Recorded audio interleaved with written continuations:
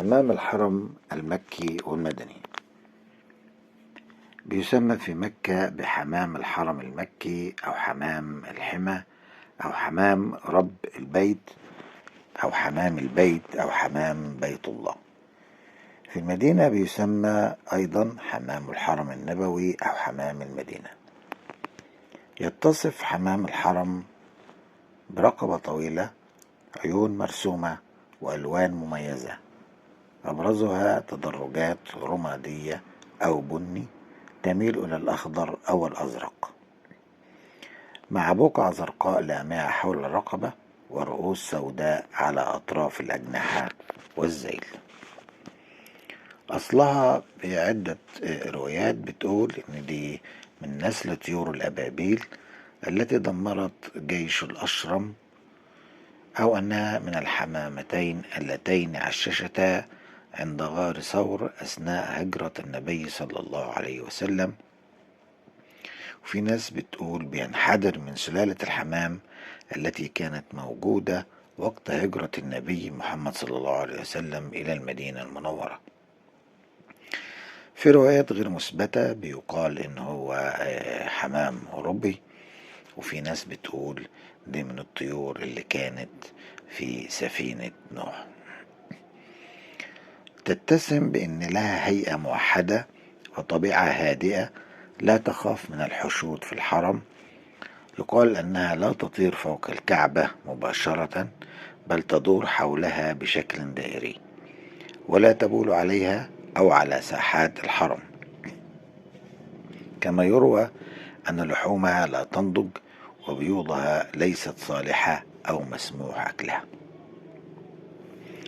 قدسيتها والتشريع بتاعها إنها التحريم في مكة والمدينة معا، لا يجوز صيد أو قتل أو تنفير الحمام، ومن يفعل فعليه فدية، ذبح شاة أو إطعام مساكين أو صيام.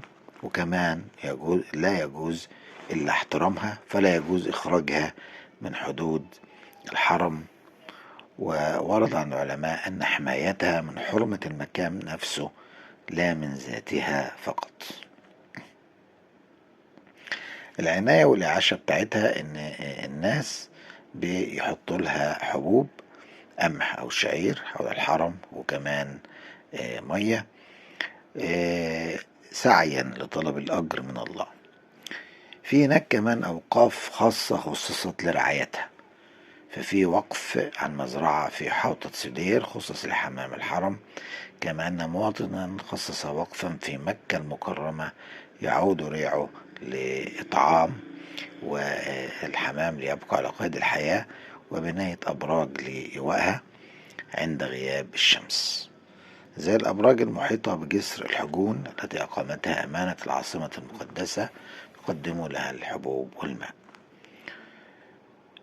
وأيضا بيقدم لها زوار المسجد الحرام الحبوب والماء. في المدينة يوجد بكثرة حول ساحات المسجد النبوي والبقيع يطعمه الزوار أيضا ويعتبرونه رسلا للسلام. وحسب خبراء الصحة يتمتع الحمام المكي بمناعة قوية ضد الإصابة بإنفلونزا الطيور أو حتى ينقل الأمراض. وتنتقل الأسراب من الحمام بين مكة والمدينة في أوقات محددة من كل عام، ويبدأ رحلته السنوية في الأيام الأولى من شهر ذي الحجة من مهبط الوحي، ويعود أسرابا إلى أرض طيبة في 15 من ذي الحجة. يختفي مع غروب الشمس ويظهر مع صلاة العصر ليلتقط حبات القمح، خاصة في حي الحجون بمكة المكرمة.